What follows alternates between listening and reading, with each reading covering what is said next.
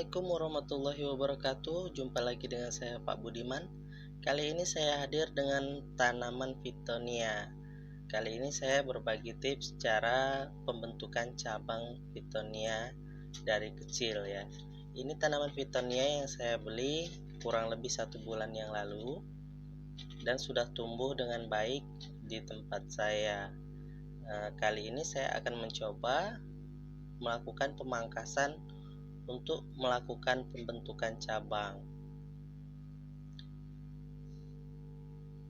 Langkah-langkah yang kita siapkan yaitu menyiapkan gunting, kemudian silet, kemudian yang selanjutnya kita siapkan juga media.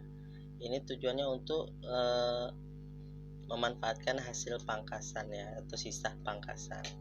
Pertama, kita lakukan pemotongan daun.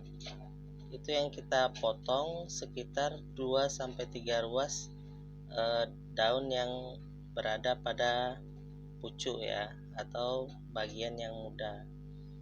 Kemudian setelah kita potong daun kita bersihkan terlebih dahulu. Setelah kita bersihkan daun-daun yang kita potong tadi, kita lakukan pemotongan cabang dengan menggunakan silet. Oke, ini kemarin saya sudah melakukan 1 kali pemangkasan, sudah tumbuh tunas. Sekarang kita potong lagi di bagian sini ya, di bagian tengah, 2-3 ruas ke bawah dari pucuk ya. Oke, kita pangkas seperti ini. Tujuannya yaitu untuk merangsang pertumbuhan tunas baru agar tanaman Fittonia kita dapat tumbuh dengan baik dan memiliki banyak percabangan, sehingga tanaman Fittonia kita itu rimbun.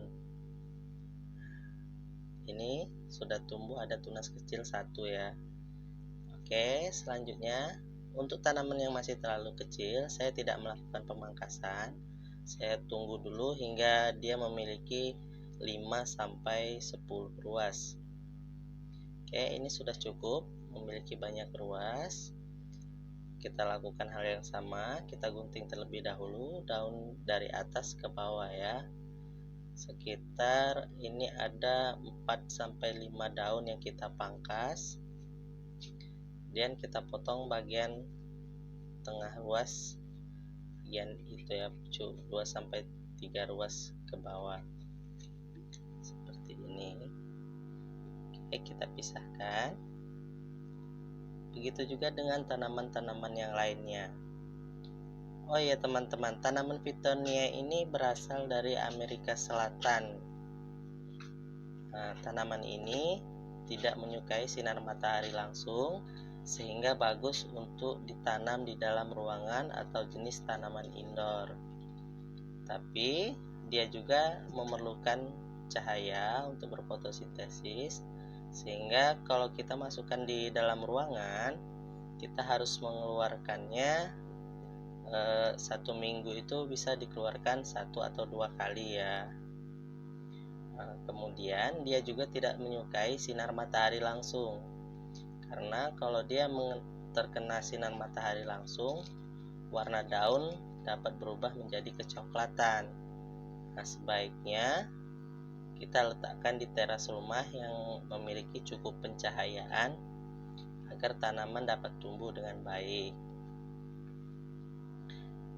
Oke, di sini juga cara perawatannya cukup simpel.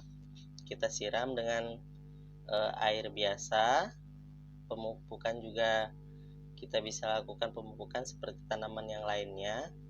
Hanya saja tanaman ini tidak menyukai terlalu banyak air ya. Jadi cukup kita siram 3 hari 1 kali atau 2 hari 1 kali.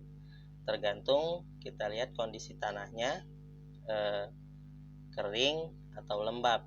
Kalau kering kita bisa siram, kalau masih lembab kita biarkan saja seperti itu.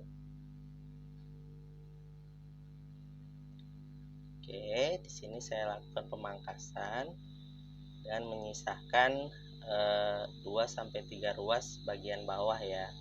Jadi saya hanya mengambil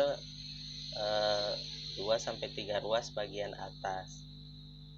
Oke, kita singkirkan dulu tanaman yang sudah kita pangkas. Oke, di sini ini tanaman yang sudah dipangkas, dan ini hasil pangkasannya, sisa pangkasannya ya. Nah, ini masih bisa kita tanam kembali, yaitu kita tanam di media yang subur, yang bagus, yang tidak terlalu maksudnya tidak banyak menyerap air atau poros lah, bisa disebut poros. Tanah yang gembur, tanahnya tidak becek ya, begitu maksud saya. Oke, kita tanam seperti stek biasa. Oke, di sini cukup kita tancapkan saja begitu karena tanahnya gembur dan tidak perlu kita padatkan. Setelah itu kita siram seperti biasa, lalu diletakkan di tempat teduh ya, bisa di bawah paranet atau di teras-teras rumah yang tidak terkena matahari langsung.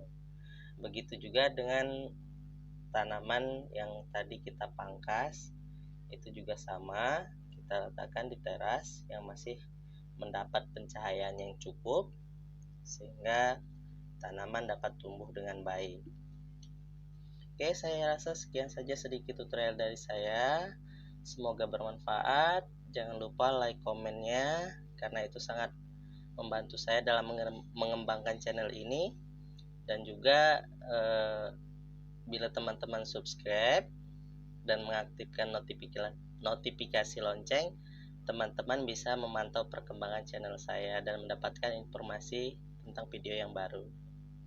Oke, wassalamualaikum warahmatullahi wabarakatuh.